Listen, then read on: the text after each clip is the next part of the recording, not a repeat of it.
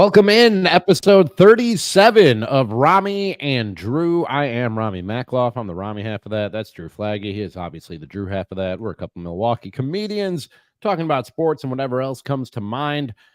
Drew, I did not. Normally we'd come on like right after the Bucks game is over. Do a little post game action. We're coming to people a little late tonight. It's a little late night Ramie and Drew action. That's because I was working, and I'm always upfront and honest and transparent with my viewing and listening audience. Please follow us, like us, subscribe, tell a friend, all that good stuff on YouTube, Spotify, and Apple. But I don't lie, and I'm going to tell the people straight up, I was working. I didn't get to watch the game tonight. I had no way of streaming WMLW to my phone. You know of illegal streaming apps that just don't work on my phone for some reason, but do work on yours. So I'm leaning on you, Drew, and anybody else out there who wants to jump in on the show with their comments. Tell me what happened. How did the Bucks lose to a Pelicans team who's not as good as them? It's a good team. I'm not saying they're not a good team, but the Bucks should be winning this game. No, Pelicans have the same record as we do. Essentially, I think we have one more win than them. They're not a bad team. They're fifth in the West. But the Bucks lost this game because of sloppy ball handling. By the fourth quarter, we were being outscored 17-2 on turnovers. Like 17 turnover points. That's what the Pelicans had on us. We scored 2 off of turnovers. The Bucks came out early, and they did. Sorry, I for those who are just tuning in, I DVR'd the Cubs game, and I'm watching the end of it right now. And it's for a Cubs fan, not a good ending. But I'm sorry. Go ahead, Drew. No, they did a Milwaukee Bucks. They came out and played sloppy. Damian Lillard is so good, it played sloppy. Chris Middleton is so good, played sloppy. Giannis, he didn't turn it on. Okay, here's a fun fact. Giannis had 20 unanswered points in the third quarter. He went Giannis himself? Run. Yeah, Giannis. Giannis himself went on a 20-0 run against the Pelicans. Giannis scored. No, there was a little bit of scoring back and forth in there, but Giannis scored 20 straight points for the Bucks. Jesus. And he was 8 of 9 from the floor in that run. Do you want to guess the shot that he missed? He took a 3-pointer. 3-pointer? Yeah. Okay. He took a 3-pointer and he missed it. That was it. That was his one missed shot. Outside of Giannis, nobody else showed up to play tonight. Malik Beasley, he played well. He played so well that Damian Lillard decided to defer to Malik Beasley at the end of every shot clock in the fourth quarter. Oh, we're just gonna poke at the prod the fucking defense over and over again with Dame Lillard. Now he was hobbled at the end of the second quarter because I'm gonna Tarantino this a lot because I had an hour to think about. Dame was limping going into halftime, something with his ankle, his left ankle. But then he came out and he played fine. But then he got punched in the fucking face and they split his lip and he had to go to the locker room and get that taken care of. Who punched him in the face? Unintentionally, I'm assuming. Was it a basketball play? This was an irritating game. I actually had a lot of fun watching the Lakers game the other night, like Bucks Lakers, and yeah, we lost in double overtime. That game didn't really annoy me. This one annoyed me again because this was just lazy bullshit basketball. This was guys like Herb Jones and all those guys, like all those like younger players that got fresh legs and stuff that are just running, trying to play, good defense and everything. And they're just jumping passing lanes. And hey, here's Chris Middleton, the guy that I defend constantly. And Chris Middleton, I'm going to go throw the ball through 3 fucking people like I'm Aaron Rodgers in the Super Bowl. They were getting just the passing lanes picked off. They were dribbling the ball off themselves. Oh, and this reffing crew, because I'm going to be a blame the refs guy too. Late whistles, constant late whistles. You would go 2-3 seconds after a play was over and then a whistle's blown. People forgot who was on the floor that they were calling whistles on. It was awful. There was one on Zion in the was this the third quarter? I think it was either third or beginning of fourth quarter or something. Giannis or Zion goes up for a layup and whatever, he's under the basket, late whistle. Okay, fine. I had the tweet ready to go. Fuck these refs. This is ridiculous. Blow the whistle early. And then I'm like, you know what? Let's not blame the refs. Let's not be that guy, okay? Because it seemed like a lot of late whistles were going in favor of the Pelicans again. But I was like, fine, I'm not going to be a blame the refs guy. Then the next play, Giannis goes down the court and Zion clearly moving, charge, late whistle. Giannis goes up. They wait for that ball to not go into the cylinder. And you know what happens? Whistle. And they were going to call a charge. Luckily, that would have been Giannis's 4th foul. And then he picked up a 5th foul pretty quickly. Like, he would have fouled out of that game had Doc not correctly challenged that. But Zion's feet were not even on the ground when Giannis ran into him.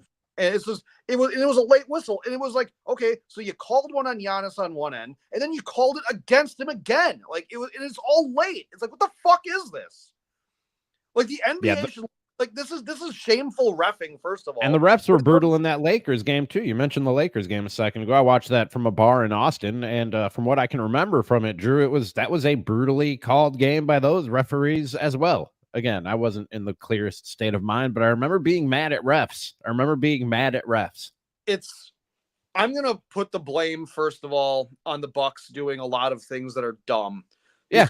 There are 10 games left in the season now for us. Nine. I was actually just looking at it. They're 46-27, and by my math, that's 73 games. So they got 9 games left. We got 9 games left to figure this out. So Pat Beverly's injured. He tore a ligament in his hand. He shot 3 3-pointers tonight with that hand. I'm not shocked. They were, you know what? I appreciate the fact that he's out there competing and he has given it his all. Yep. But holy shit, like the ball wasn't going down for anybody. And then your best looks at a 3-pointer were honestly a guy who can't use his right hand. Like, that's where we got a lot of late shot clock. Brooke Lopez crank a fucking 32-foot 3-pointer. Like, it's just bad basketball. Giannis didn't take a shot in the 4th quarter until like the last 3 minutes of the game. Drew, I'm looking at it right now, and I, like I said, I wasn't able to watch the game tonight. I'll probably go back and watch it later if there's any way to do that. But I without even watching the game, I could just look at the box score and know it was exactly the type of game that you're talking about in terms of the sloppy, stupid play. 14 turnovers. You mentioned outscored on points off turnovers, 17-2. What else? They got out rebounded too, did they not? 48-46, including 11 rebounds, and that's 11 offensive rebounds, I should say. That between the 11 offensive rebounds, Drew, and 14 turnovers, you're giving the Pelicans just way too many shots, way too many possessions, and it's going to be hard to win games when they're getting 11 second chances and 14 turnovers to score points off of. Like, you're not going to win games like that. I don't care if it's the Pelicans or anybody else. I don't know what it is about Jonas Valanciunas and how every time he sees the Bucks, he turns into just the fucking greatest center in the world. No, he didn't drop like 26 on us tonight, but like, dude, he was under Bobby Portis's skin. Like, Bobby Portis, couple dumb fouls, couple of them were late. Hey, they tried to look at Bobby for a flagrant. These refs were whistle happy. There were technicals all over the place just early on. This game was slow. This felt like a fucking baseball game.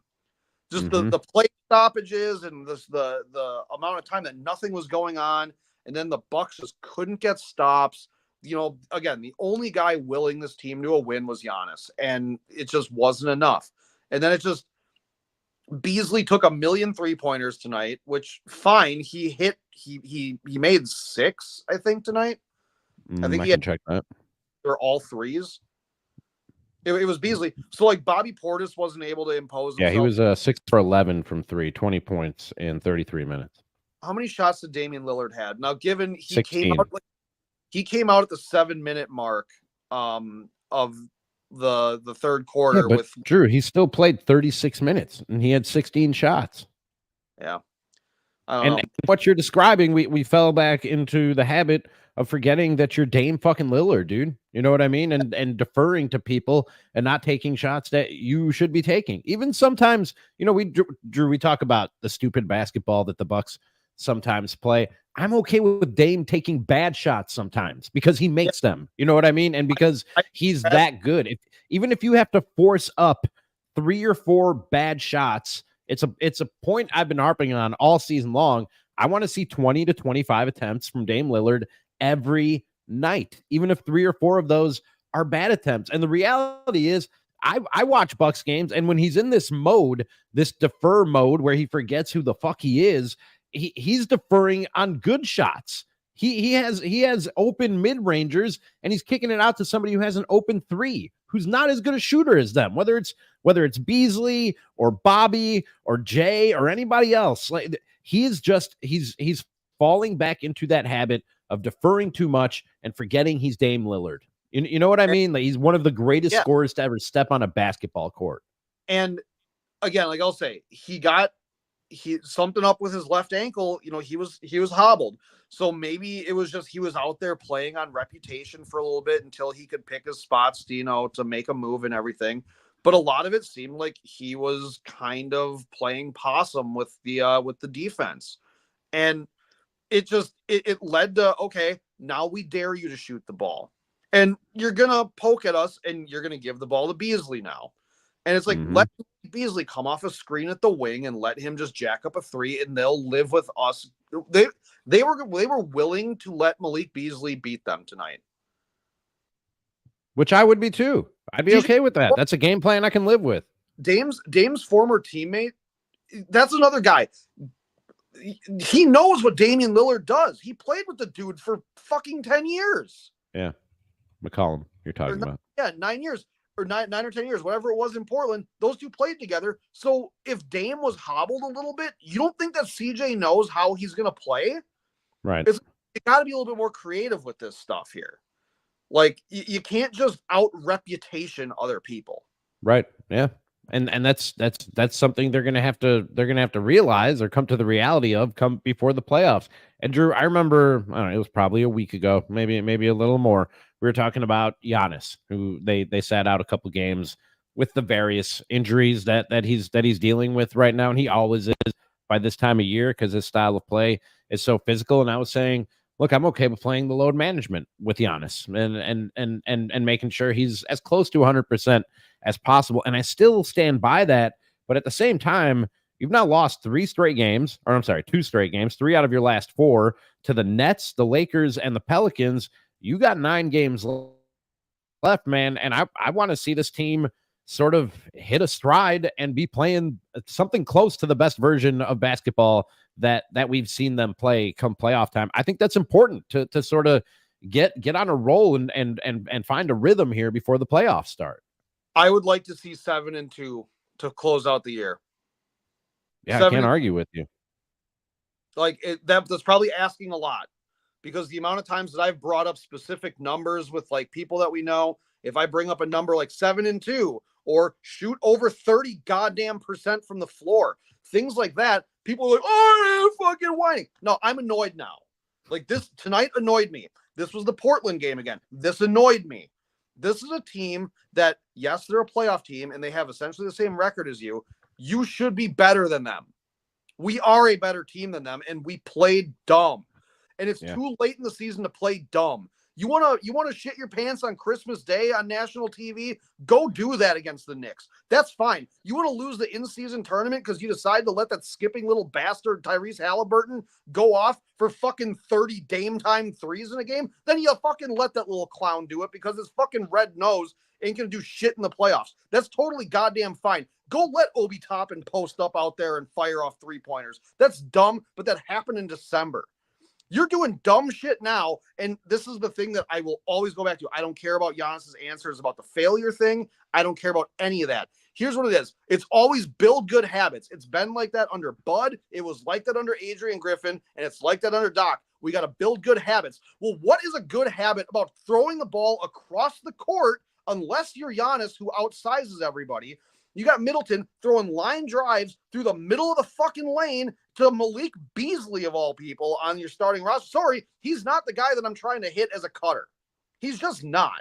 And what you're going to do is you're going to do that kind of shit. And then it's like, oh, a quicker, younger, faster team is going to go out there and run in transition off of your turnover. Yeah. And then you're going to go back and you're going to do it again.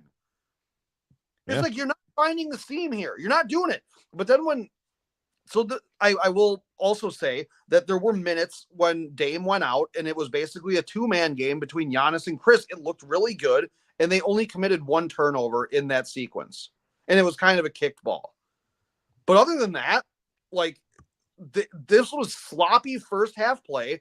You did I don't know what page of Doc's playbook this is in, where it goes fall down by 20 points and dig your way out of this fucking hole. But maybe we scrap that game plan.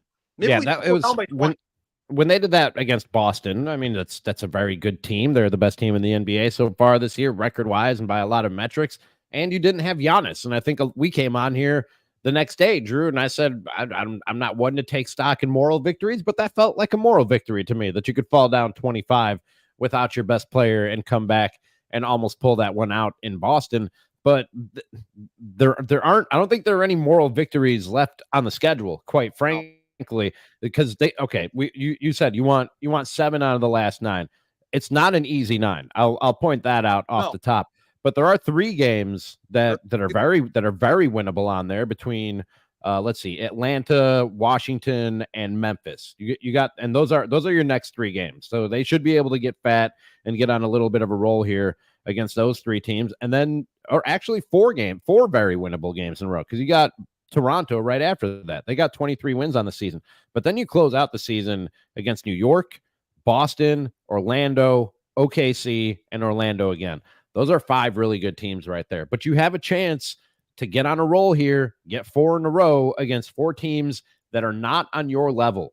And this is where they can get a lot of this shit that we're talking about right, Drew. The sloppiness, the Dame Lillard falling into the bad habits of forgetting he's Dame Lillard and deferring to guys who aren't as good at basketball as he is. They have a chance to get this thing right and to get on a roll before they see 5 really good teams in a row and then take that into the playoffs. But if they don't, man, we saw a short playoff run last year. I hate to bring it up, but we could be looking at another short playoff run this year. If they play stupid, it's absolutely going to happen. They have more talent than a lot of these teams they lose to, and they lose by sleepwalking. Mm-hmm. That's seriously what some of this is. They came out sleepwalking. Zion, this is the first year Zion's played 62 games in his career. Really? This is the healthiest Zion's been. I'm rooting for Zion. So I'll say that. I'm rooting for Zion. Here, talking about hammering other things out, the Celtics tonight experimented with a few things. And Joe Mazzulla talked about it after the game. They lost to Atlanta. DeJounte Murray went absolutely ballistic and scored 44 points on them and had like 14 assists again or something like that. Like he also shot like 9 pointers. Like it was crazy. Like he shot 40 shots tonight. The last person to shoot 40 times on Boston was fucking Kobe. Good Lord. Yeah, so that means Jason Tatum's gonna start idolizing DeJounte Murray now and texting. Like I got you. Start texting him before every game. I got you. I got you today.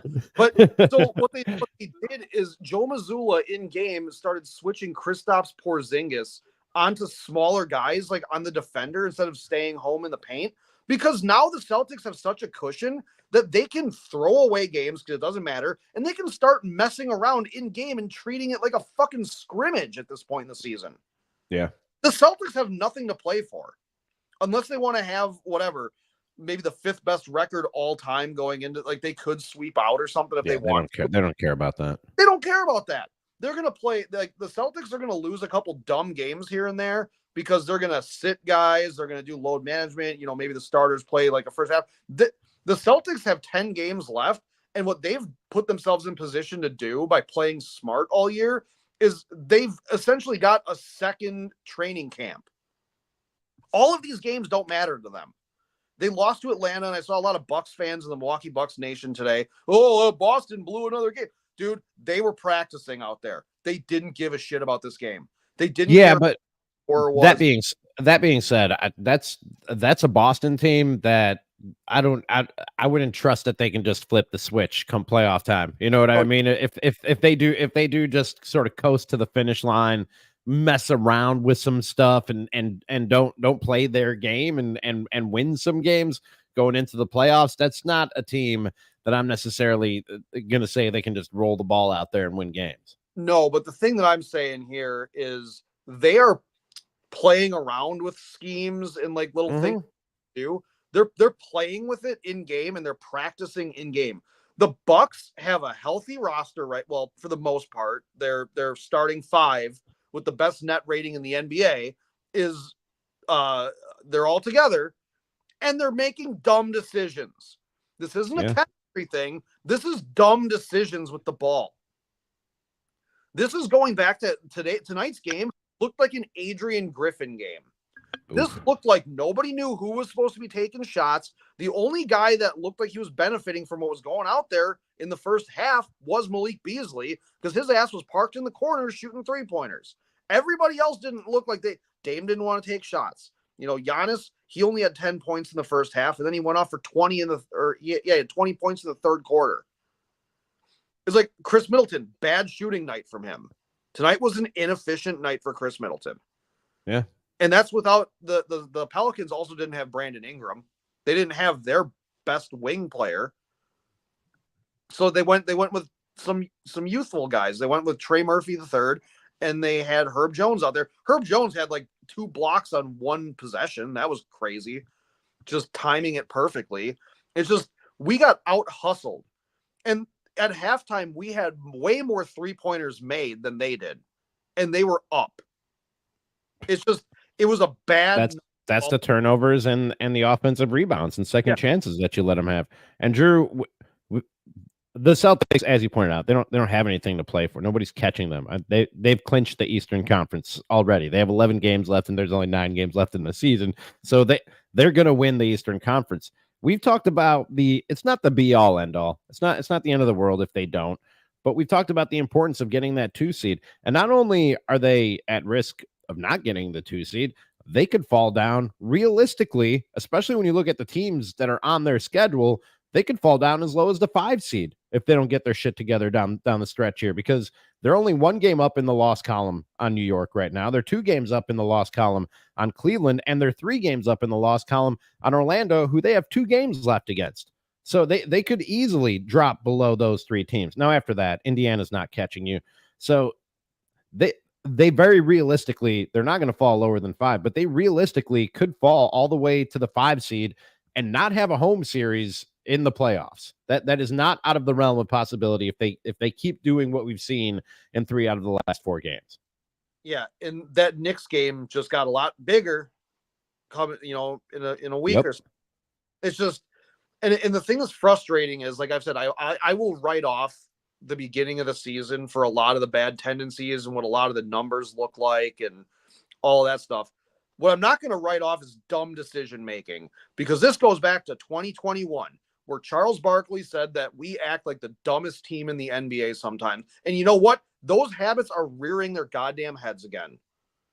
It's just they all do it. And it's frustrating because they're all so much more talented individually than a lot of the other teams in the league. Yeah. I still think that a lot of our players are more talented top to bottom than the Celtics starting 5. I agree. I would say Dame Lillard and Giannis are more talented than Tatum and Brown. Agreed. I don't think there's a better tandem in the league than Dame and Giannis when those 2 guys are playing their game. I don't think there's a better tandem when they're going right than Middleton and Giannis also. Because Middleton finds Giannis in every way. He can throw alley-oops. He's dishing it through guys. His timing is impeccable a lot with Giannis. And yet we do dumb shit. We just, for some reason, we decide, oh, well, here, we're going to, Brooke Lopez, your back is to somebody because you're deciding to go actually cut to the basket like a 7-footer. And we're going to throw the ball off the back of your head because, why would a big man probably be looking for the ball in the goddamn post? We got to go stick about 35 feet away and just crank a 3 from out there. It's like, what is this? Is this like a turnover and just trying to get in position for transition defense? Why are we doing this? Like, yeah, they get a little carried away with the Brooke Lopez away from the basket game sometimes. 9 games left in the season. The only guy I want to see taking 35-foot jump shots is Damian Lillard, and I don't care if he does it 30 times in a night. I really don't care. When do the Bucks play again? Do they got a game tomorrow? Or is that Saturday? Say it again. Saturday. All right. Maybe we get together Saturday for one. But before we wrap this thing up, we should be talking. We should. What was that? Reagan's birthday. So we got one in the day. Yeah, I know. I'm aware. I took the day off from work for that. That's a friend of ours who's throwing a birthday party on Saturday, and it's Throwing her gonna be own quite birthday party. yeah, Well, and that's gonna be quite the party, and we don't want to miss it. So I told him I can't work that night. But Drew, we should be talking about opening day today, but alas, the Mets didn't put a roof on it, and so that's been delayed until tomorrow. Do you know what the forecast is tomorrow in New York? Has anybody? I'm sure people have looked at this. Have you looked at this, Drew? yeah, the forecast is dingers. Fair. Okay, fair. The forecast is dingers. Did you speaking of making it rain, did you see the Diamondbacks put up 14 runs on the Rockies in the third inning? No, I did not see that. Oh, the Rockies season's over. Okay, it looks clear in New York tomorrow. It's gonna be windy. I don't know if it's gonna be blowing in or out. It's gonna be windy, but high of 55, low of 38. All the rain clears out early in the morning. So cool. Should be all clear for opening day. You can watch this one, huh? You don't have the old jobby job on Friday. So this is good for you. You get to watch opening day. Yeah, I'll watch it. Nice. Yeah, that's gonna be I'm excited. I mean, we don't have a closer because he broke his back, and then Garrett Mitchell fractured his fucking hand high-fiving Pat Beverly, probably. I don't know why they're all hurt. Jesus Christ. Freddie Peralta. This is how you're starting the season. This is the mindset you're starting the season in. This is the mindset you're going to start the season in, Drew. The season I already chalked up to an L when I saw what Fanatics did to the jerseys.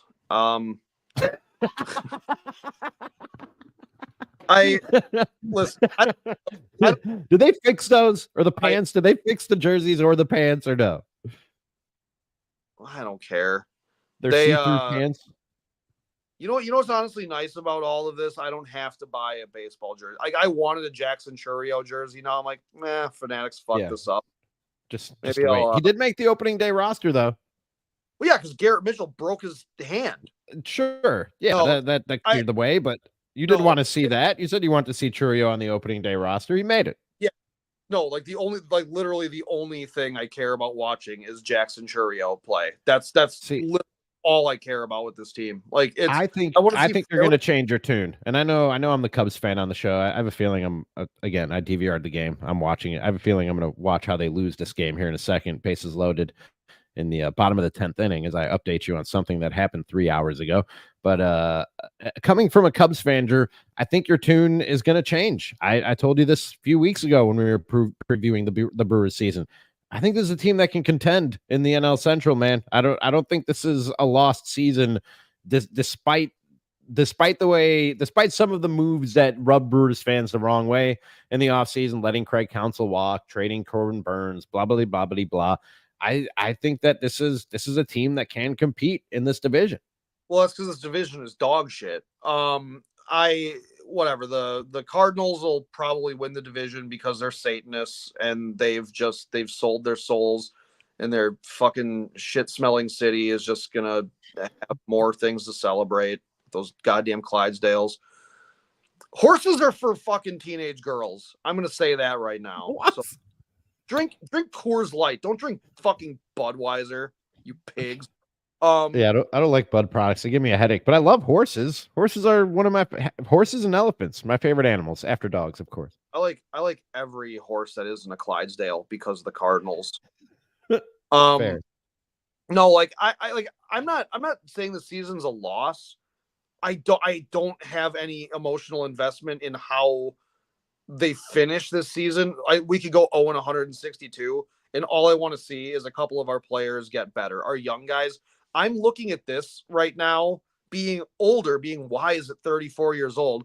I'm looking at this as what it was like in like 2006 when you had like Fielder and Weeks and Hardy and Hart, and you had like all those guys. Like I'm looking at it like I want to see what these guys can develop into in a couple years. That's fair. I don't hate that viewpoint or that way of thinking going into the season, but I think you're going to get a little bit more meaningful baseball than maybe what you're expecting right now. it's going to be meaningful, but also I'm not going to be disappointed if they don't push it over push it into the playoffs. If they're young guys are competing into September and there's a little bit of excitement, it's like, oh, are the young guys going to do it? I'm fine with that. Like, it's kind of like the Packers last year. I'm like, I don't have high expectations. I want to see incremental improvements, and that's it. I would like Jackson Churio to vie for Rookie of the Year. That's my hopes for the year, is that he puts up a good enough rookie season that he could make a stab at Rookie of the Year. That's what I want. That would be nice. I think that's unrealistic. No, I think I don't think that's unrealistic at all. I would love for Willy Adames to be the greatest shortstop in baseball, and then we can trade him for more young people that can gel with our young players. I would love Rhys Hoskins to hit 30 home runs by May, and then we could get rid of that albatross of a contract for Mark Ananasio, so he could put up another fucking scoreboard or something. That would be nice. That scoreboard looks nice, man. That's cool. Does it work? Presentation for it? Does it work in October? Will it work in next year's October? I don't even need them to have it running for this year. Just make sure it works 2 years from now. When so angry. They haven't even played a game yet, and you're so angry. I hate our owner. I hate the culture. Like, the things that I used to love about the Brewers, I've grown to hate, because the more bobbleheads I put on a mantle, the more and more I'm like, oh yeah, but that's not a World Series banner. Oh yeah, I just saw how the Cubs lost. So there goes that season. I guess I feel the same way about the Cubs as you do about the Brewers. 3-2 Rangers or 4-3, excuse me, for those of you who did not watch this game earlier tonight. Drew, let's get together tomorrow. It'll have to be before the Brewers game. And I have not. Yeah, I gotta work tomorrow night. I'll do it during the Brewers game. I don't care. I'll mute the game and watch it. We'll discuss. We'll line up a time and get this. What was that? You just watched a recorded game and gave us live commentary. Yeah, I did. Yeah, I sure did. So what's the problem if I have the Brewer game on my TV sitting right in front of me while I'm doing this, and I go, oh fuck, Willy Adames just struck out on 4 pitches? Because people are going to be watching and listening to the Brewers game and not us. But I guess they can always go back and listen to it later. You know what? We'll talk about this off the air. There will be a Ramie and Drew tomorrow at some point during the day. And keep an eye on Ramie is tweeting for updates on when exactly that will be. This has been, unless you have anything else, Drew, episode 37 of Ramie and Drew on March 28th, 2024. Yeah, let's go into I just want to go into a quick prediction here, and this isn't like a betting thing. How long before Freddie Peralta's injured? Why do you want to play that game? I like Freddie. He's our ace. Fastball Freddie. Yeah. He's always got some kind of his traps or whatever are always hurting. Well, he's got a violent. First of all, he's not the biggest dude. And he's got a violent throwing motion. And the combination of those two things tends to add up to injuries. So what is that, 3 starts? I'm going to say it's 7. I'm going to be optimistic. Say he makes 7 starts before he hits the old IR. I think before June he has missed 3 starts. All right. Mark it down. Mark it down. And I have an idea for a guest we could get on tomorrow, Drew. A friend we haven't talked to in a minute, but a regular on the Ramie and Drew show. You can probably figure it out by the clues if you're familiar with the show. But this has been episode 37 of Ramie and Drew. We will talk to you tomorrow with our official Brewers season predictions on episode 38 of Ramie and Drew. Please follow, like, rate, review, tell a friend, subscribe, all that good stuff, and help us grow this thing. I see how many of you are watching. It's been a lot of you throughout, and it's more than follow and subscribe and rate and review. So just go on over to any of those platforms, YouTube, Spotify, Apple. Hit that little button and help us out. Maybe we can make some money off of this thing. That's Drew. I'm Ramie. This is Ramie and Drew. We'll talk to you next time.